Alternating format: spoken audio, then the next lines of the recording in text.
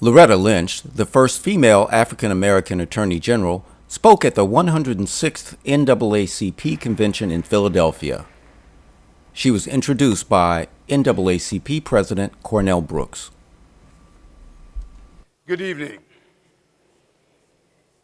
Tonight, I have the distinct pleasure of introducing a woman of extraordinary accomplishment on behalf of anything but extraordinary Americans, Loretta E. Lynch.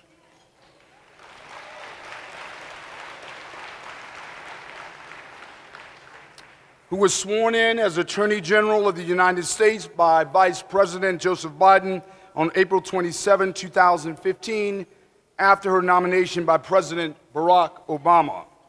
She came to the office with the wide, deep support of the rank and file of the NAACP. Ms. Lynch graduated cum laude from Harvard College, subsequently received her JD from Harvard Law School, and following a period of private practice in 1990, she joined the U.S. Attorney's Office for New York's Eastern District and enjoyed a stellar career there. In 1999, President Clinton appointed her to lead the Office of the United States Attorney, where she served until she became partner in a noted law firm. During this time, she also served as pro bono counsel for the Criminal Tribunal in Rwanda. In 2010, President Obama asked her to resume her leadership of the U.S. Attorney's Office in Brooklyn, during which time numerous difficult, diverse cases involving terrorists, cyber criminals, human traffickers, corrupt public officials, and others were successfully prosecuted by this brave woman. Ladies and gentlemen, I ask that you stand on your feet and extend a warm, sustained, resounding welcome to Loretta E. Lynch.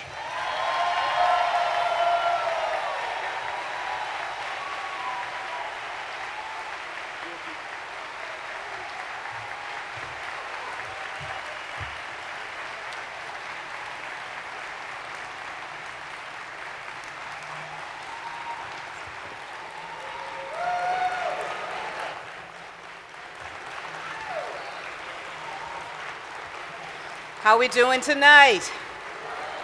We're good? NAACP, how are we doing this week? We're good? We ready to work? Ready to go? I'm so glad to be here. So glad to be here. Thank you so much. President Brooks, thank you so much for that kind introduction and for all your work and your outstanding leadership of this outstanding organization. I also want to recognize Rosalind Brock, your chair of the board of directors. That woman can do anything. I hope you all know that. I hope you all know how lucky you are to have her by your side and at your helm and leading this organization, not just to financial stability, but leading this organization in its rightful place as the moral conscience and leader of this country. Both her and Dr. Brooks, so I salute you both. And thank you for this warm welcome. You have had such an inspiring convention. I've been looking at the agenda. It's such a pleasure to be here. I was talking with Dr. Brooks and Dr. Brock just a few minutes ago backstage, and we were both talking about our experience with the NAACP, and President Brooks asked, was this my first time at the National Convention? And I believe it is my first time at the National Convention, but not at the ones in New York, where I spent so much time. And of course, the NAACP is no stranger to my family. In fact, I was so excited to come here today that I was speaking to my father, who's a retired minister in North Carolina. And he was asking me what was on the agenda, as he often does, for the day and for the night. And some things I can tell him, some things I can't. But this, I could tell him that I was going to be meeting with and addressing Friends, the national branch of the NAACP. And he began to reminisce about his first national convention, which he attended in the early 60s, and his memory was that their keynote speaker was Ralph Bunche.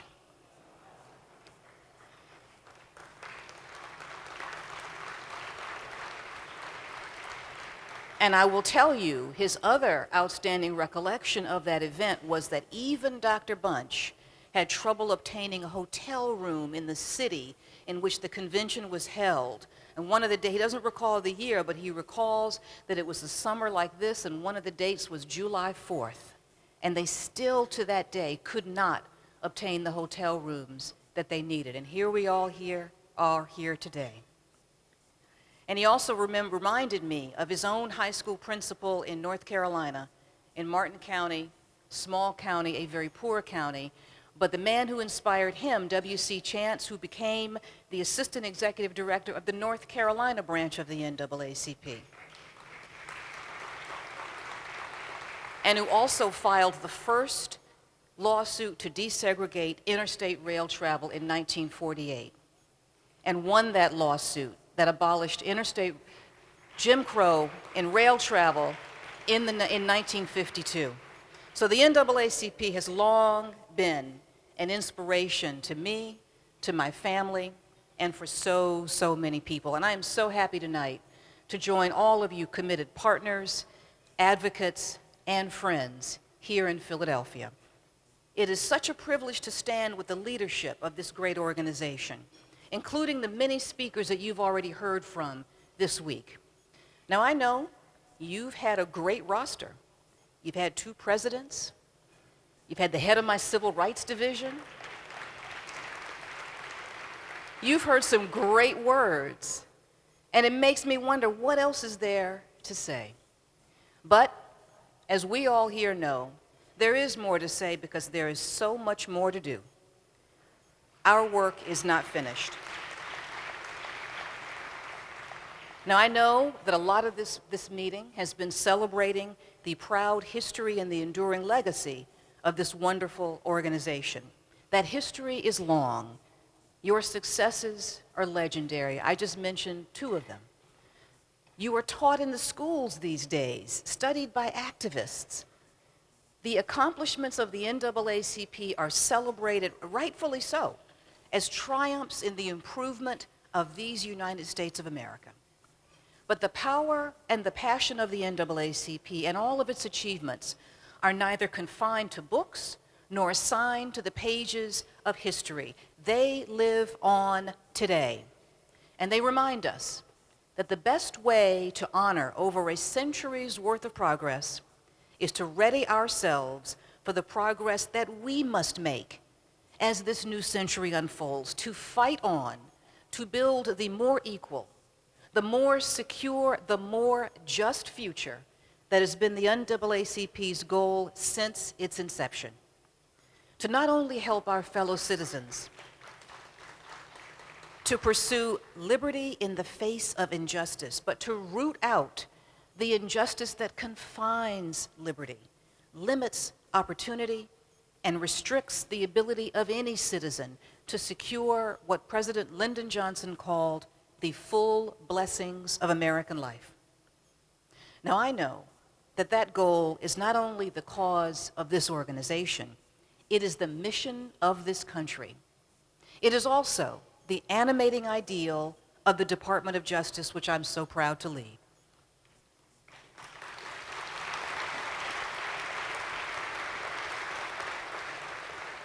I'm extremely proud to be able to say that we at the Justice Department are taking a comprehensive approach to stamping out inequality and ending discrimination whenever and wherever it may occur. And you know what that means. That means we have to look in the classrooms and the voting booths, right? We have to look in the boardrooms and the border areas. Am I right about it, Brother Brooks?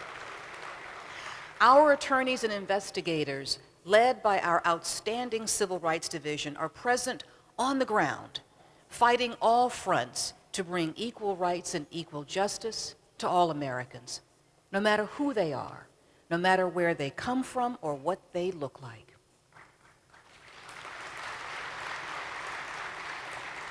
And just last month, I'm so pleased to let you all know what I'm sure you've been studying. The Supreme Court affirmed our view that the Fair Housing Act encompasses disparate impact claims. This will enable us to fight on, to continue bringing the legal challenges based on unfair and unacceptable discriminatory effects, because we know that nowadays the discrimination, it's hidden, it's underground, it's in the application process, it's in the review process, it's in the discretion. So we know that this tool is the key to so much of what we still have to do. And we at the Justice Department are so proud to stand with Secretary Julian Castro at the Department of Housing and Urban Development to enhance the enforcement of the Fair Housing Act, to remedy the entrenched segregation that afflicts too many of all our communities.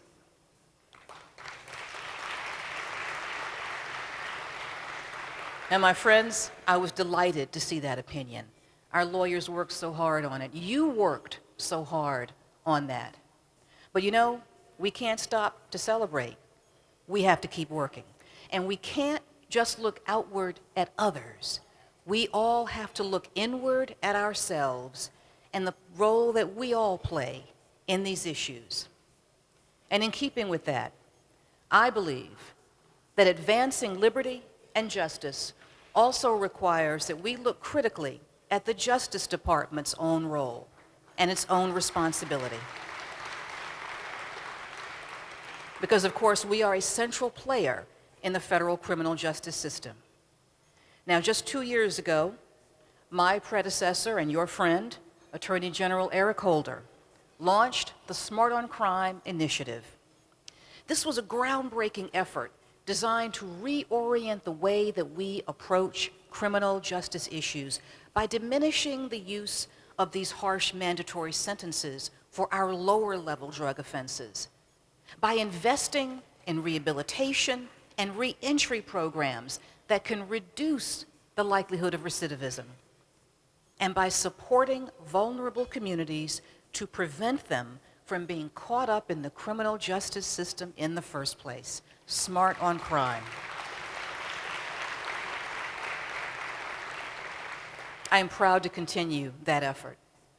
We convened the Federal Interagency Reentry Council in 2011 to reduce the barriers to successful reentry. We have directed every United States attorney to designate a prevention and reentry coordinator in his or her district. And we've asked our law enforcement partners and our state attorneys general to reconsider the policies that create overly burdensome collateral consequences while doing little to improve public safety in a meaningful way. Restore the right to vote. Restore it.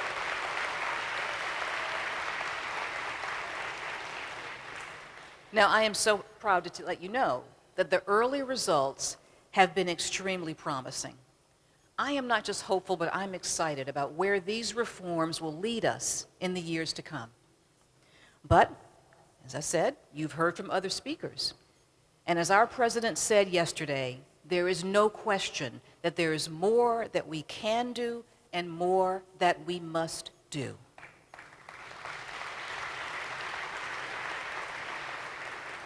I commend the president for his action this week to commute the unduly long sentences of 46 individuals. 46. The vast majority of whom were convicted of relatively minor drug crimes, a striking illustration of the unfairness in some of our sentencing laws. And I welcome his charge to the Justice Department to re-examine the use of solitary confinement as a form of incarceration. I also look forward to working with Congress, never thought I'd say that, to advance a broader reform effort on the federal level and to build on the bipartisan effort that we have seen around this country for making our criminal justice system more efficient, more effective, more fair, smarter on crime.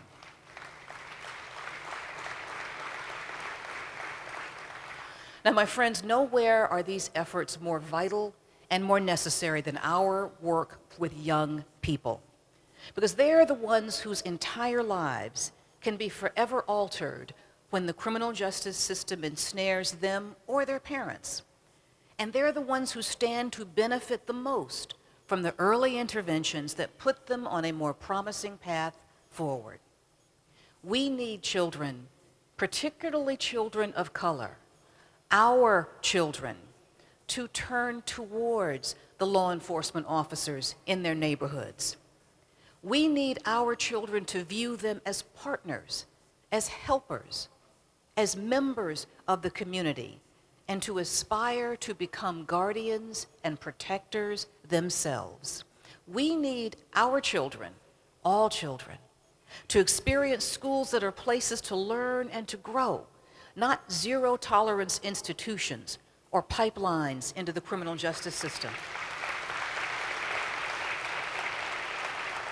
You all know what I'm talking about.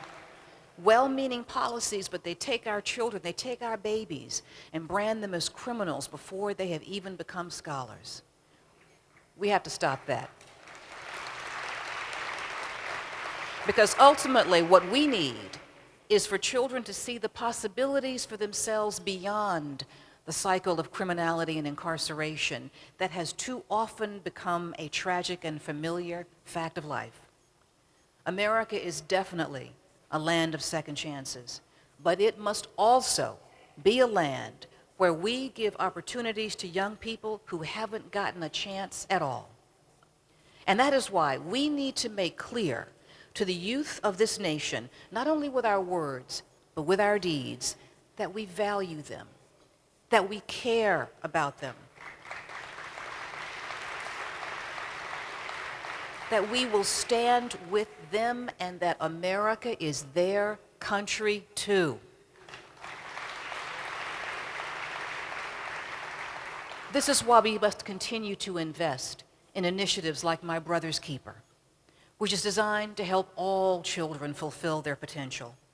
It's why we need to renew our focus on alternatives to prison, like drug courts and treatment and probation programs that can help keep young people and their parents out of jail and on the right track.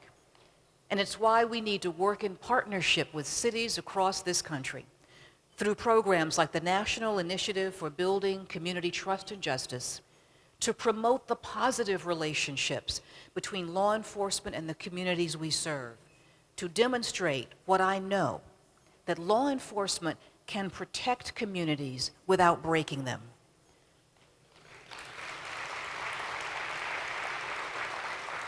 And that communities can and must be partners in the effort to ensure public safety. Now, a few weeks ago, I began traveling to cities across this country to showcase some of the innovative work that law enforcement agencies and community groups are doing together to strengthen police-community relations and to foster mutual trust and respect. I've been encouraged by what I've seen so far and by the conversations that I have been privileged to be a part of, especially with the young people that I've had the benefit of speaking with. I have been so excited by the youth activism that has taken root, not only in the cities that I have been visiting, but nationwide. You've seen it as well. Young Americans using new forms of communication like social media to bring attention to these issues that have been ignored for too long. And some of these young people that I've met are members of the local chapters of their NAACP.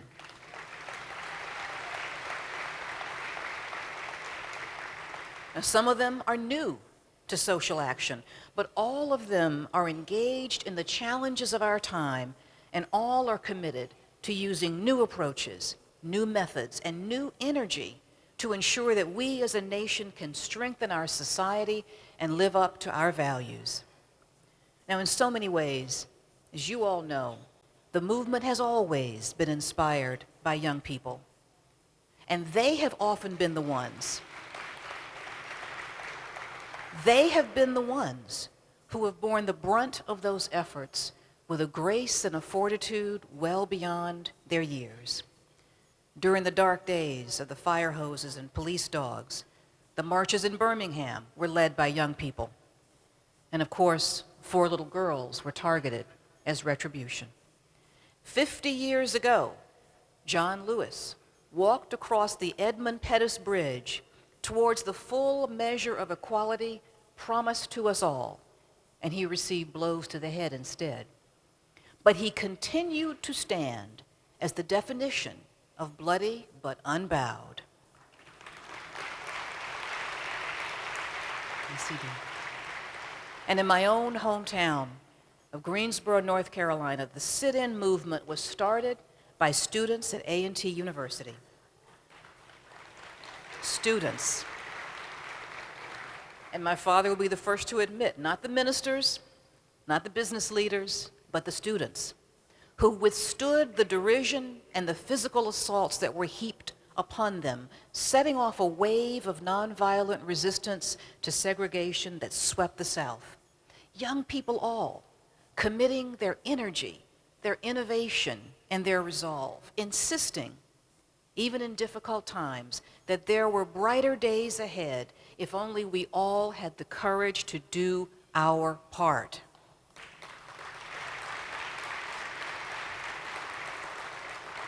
Now, during those days in the early 60s of the North Carolina sit-ins, Dr. Martin Luther King Jr. addressed young activists at the Durham church that my father would go on to pastor several years later. Dr. King praised the spectacular example of determined and dedicated young people demanding their rights. He imagined that one day, historians of this era might be able to say, there lived a great people who injected new meaning into civilization. And he reminded his audience that when you have found a correct course, a morally sound objective, you do not equivocate, you do not retreat, you struggle to win a victory.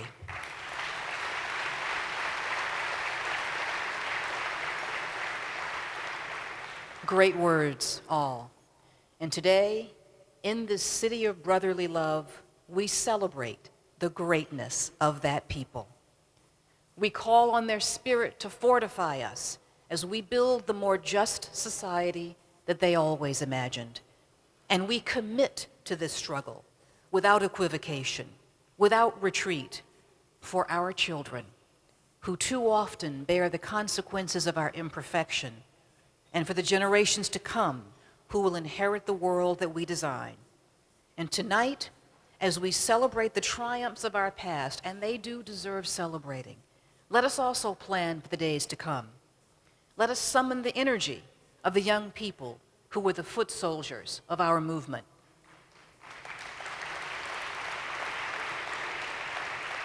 Let us take inspiration from the long road we have traveled as we look forward to the journey that lies before us. Stony that road we've trod, my friends, but more to come. Let us recommit ourselves to the truths that were held to be self-evident nearly 2.5 centuries ago in a meeting hall not so very far from here. That all are created equal, that all are endowed with inalienable rights, and that all of us are entitled to life, to liberty, and the pursuit of happiness.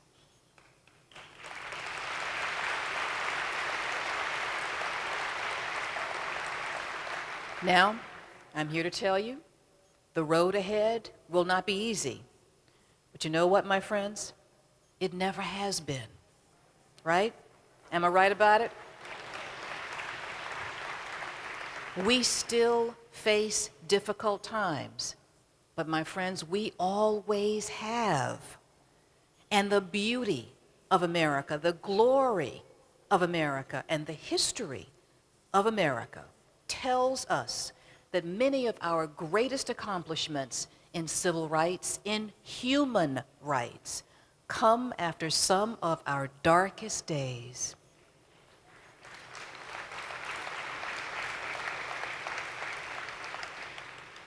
My dad was also reminiscing because Dr. King also spoke in Greensboro during the years shortly after the sit-ins began. And my dad was able to give the invocation at this event as a young minister. And he remembers King speaking at the Greensboro Coliseum and saying at that time, this is the early 60s, if God had asked me when I wanted to be born, I'd want to be born now.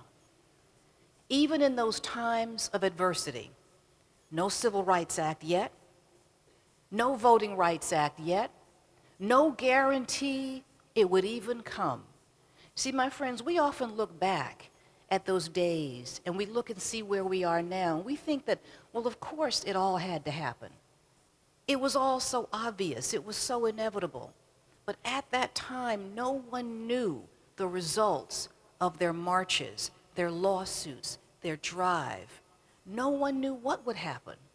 But even then, he said, I'd want to be born now, because he saw the opportunity for this country to become the beacon of hope envisioned by its founders. Now, I don't have to tell you that we still face difficult days, and there are still no guarantees to any of the things we've talked about tonight or today or this week or that we will speak about in days to come. We still have so much work to do. But my friends, I'm glad I was born now.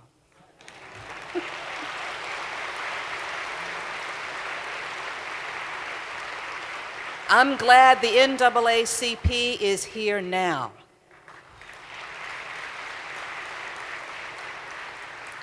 I am glad I have the chance to work with all of you now. All of you who were motivated by a faith in the promise of this country. All of you who were steeled with the determination to make that promise real. And because we are all here now, all of us, at this time, in this place, I have no doubt that together we will continue to spread dignity, fairness, and equality to every corner of this nation. And out of a long night of injustice, a brighter day will come. Thank you, NAACP, for everything you've done, not just for me, but for all of us. Thank you so much.